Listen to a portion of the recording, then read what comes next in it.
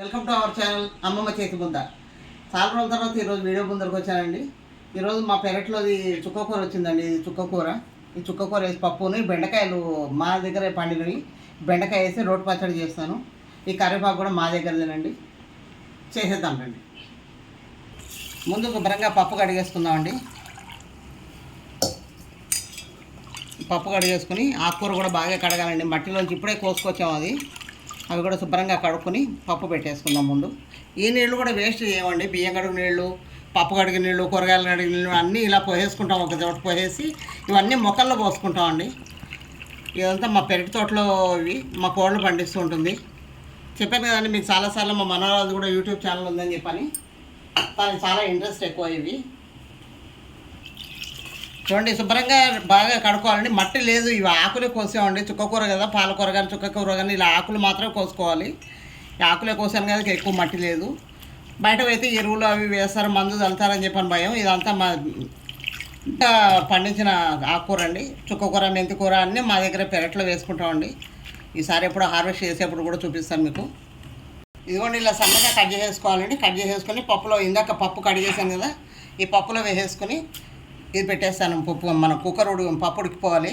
దీంట్లో కొంచెం పసుపును నూనె వేసేస్తే పప్పు కూడా తొందరగా ఉడుకుతుంది. దీంట్లో కారం వేయాలండి. పచ్చిమిరపకాయ పేస్ట్ వేస్తాను, తర్వాత మళ్ళీ చూపిస్తాను మీకు. పసుపు వేస్తానండి, కొంచెం నూనె కూడా వేస్తున్నాను.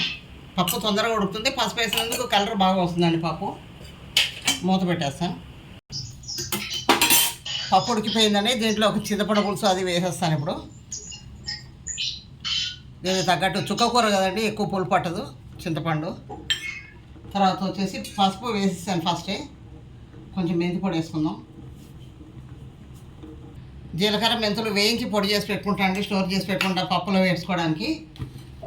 దీంట్లో ఎండుకారం బాగుండదండి, పచ్చికారం బాగుంటుంది. కారం తగినంత కారం వేసుకుందాం. తర్వాత పోపు పెట్టేసుకుంటే అయిపోతుందండి. ఉప్పు పసుపు ఫస్ట్ వేసాను, కొంచెం వేసాను. కొంచెం ఉప్పు అండి, పచ్చిమిరపకాయలు మిక్సీ చేసేప్పుడు వేసాను, కొంచెం ఉప్పు వేసేసాను. ఇది ఉడికిపోయిన తర్వాత పోపు పెట్టేసుకోవాలి. టిప్ చేసేసానండి. ఇప్పుడు ఇది ఉడుకుతూ ఉంటుంది. ఇక్కడ బెండకాయ పచ్చడి అన్నాం కదా, రోటి పచ్చడికి పోపు పెట్టేసుకుందాం. ముందు కొంచెం నూనె వేసేసుకుందాం. పప్పు, శనగపప్పు, కొంచెం జీలకర్ర, మెంతులు, కొంచెం ధనియాలు, ఒక 2 వెల్లుల్లిపాయలు అండి, ఎక్కువ లేదు కొద్దిగా. ఇవి వేగిన తర్వాత కొంచెం నువ్వులు వేసేస్తాను. కొంచెం నువ్వులు చాలా బాగుంటుందండి రుచికి. ఇలాగే పచ్చిమిరపకాయలు, ఒక 2 ఎండుమిరపకాయలు. ఇవి వేగిన తర్వాత ఇవి తీసేసుకుని అప్పుడు బెండకాయలు వేయించుకుందాం. దీంట్లో కరివేపాకు అండి, కొంచెం కరివేపాకు దీంట్లో పోపులో వేయించేప్పుడు వేసుకుందాం. వేగిపోతుంది. లేకపోతే పైన వేసేస్తే ఏర్పడేస్తారు. దీంట్లో వేస్తే మిక్సీలో అయిపోతుంది కనుక పచ్చడి తినేస్తారు.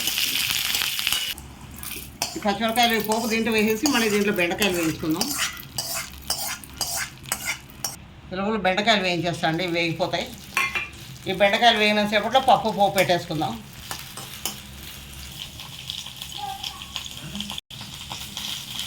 పప్పులో పోపు వేస్తున్నాండి. ఆవాలు, కొద్దిగా జీలకర్ర, వెల్లుల్లి రెబ్బలు, 2 ఎండుమిరపకాయలు, కొంచెం కరివేపాకు, కొద్దిగా ఇంగువ. పప్పు ఇంగువ పడట్లేదు, ఇంగువ వేసేసి వేడివేడిగా పప్పు అన్నం తింటే చాలా కమ్మగా ఉంటుందండి చుక్కకూర పప్పు.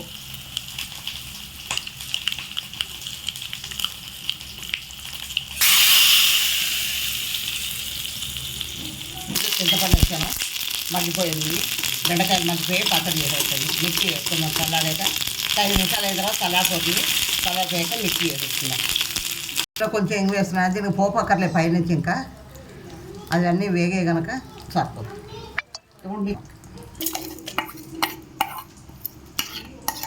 ఇప్పుడు కొంచెం పసుపు వేస్తున్నాను అండి. దాంట్లో పసుపు వేసుకోలేదు, దీంట్లో పసుపు.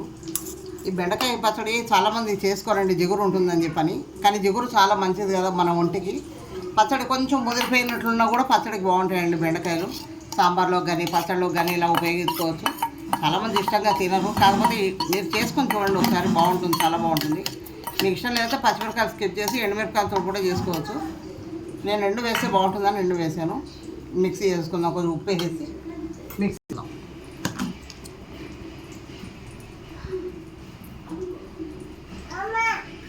ఇలా చేసుకోవాలంటే కొంచెం నువ్వులు కనిపించేలా ఉండాలి, పచ్చడి బాగుంటుంది, పళ్ళ కిందకి వస్తే బాగుంటుంది.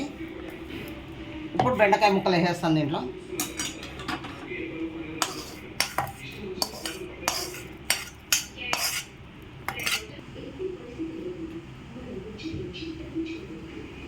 ఎడిటింగ్ అయిపోయింది. చుక్కకూర పప్పు బెండకాయ పచ్చడి వేడివేడి అన్నంలో కలుపుకొని తింటే చాలా బాగుంటుందండి. కమ్మగా వేడివేడి నెయ్యి వేసుకొని, హోమ్ మేడ్ నెయ్యి అండి ఇది, మొగలాడుతూ నెయ్యి వేసుకొని. చూసారు కదండి, బెండకాయ పచ్చడి చుక్కకూర పప్పు వేడివేడి అన్నంలో నెయ్యి వేసుకుని తింటే చాలా బాగుంటుందండి, గుమగుమలాడే నెయ్యి.